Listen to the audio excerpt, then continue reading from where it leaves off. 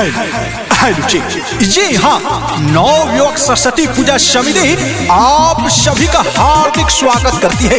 एक आवश्यक सूचना, जितने लड़के लोग तामझाम में डांस कर रहे हैं कृपया शांति पूर्वक भाषण को होने दें, नहीं तो परिणाम बहुत बुरा होगा। होता वे सरस्वती माई के विसर्जन, ठाठा चिरा के रखाई एक दर्जन। होता वे सरस्वती माई के विसर्जन, ठाठा चिरा के रखाई एक दर्जन। मत बुझ बर्दास कर दे हम, यह साल सुन कुछ खास कर दे हम। पिठिया पर धम धम पास कर दे हम, चार चास कर दे हम।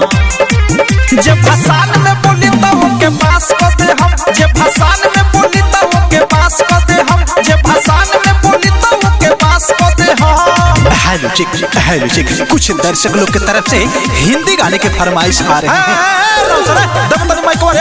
कौन हिंदी गाना बजा लगा है? खाली भोजपुरी गाना बाजी, खाली भोजपुरी ना तो एगो लाश यहाँ से जाए। केहू के न चल पाई में रंग बाजी, माना न बगाना भोजपुरी खाली बाजी। कंट्रोल बना, केहू के न चल पाई में रंग बाजी, माना न बगाना भोजपुरी खाली बाजी। करी छेरा खानियों को नाश कर दे हम, कवनो न कवनो प्रयास कर दे हम। गटी धके नटियों को गास कर दे हम, मनोदास कर दे हम।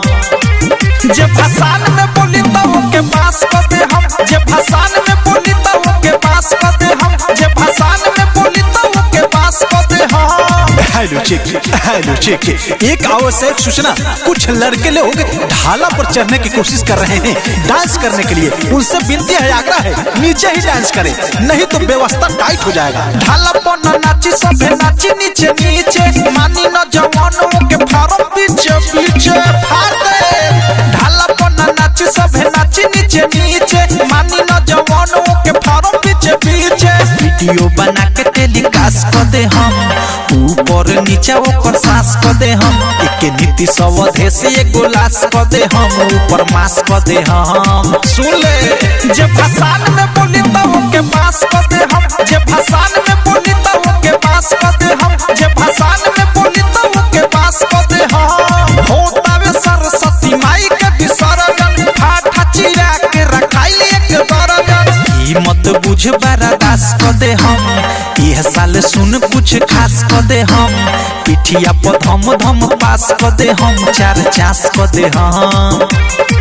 जब भाषण में बोली तो के पास कर दे हम, जब भाषण में बोली तो के पास कर दे हम, जब भाषण में बोली तो के पास कर दे हम।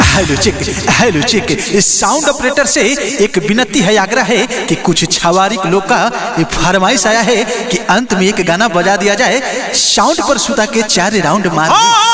साउंड ऑपरेटर इस गाने को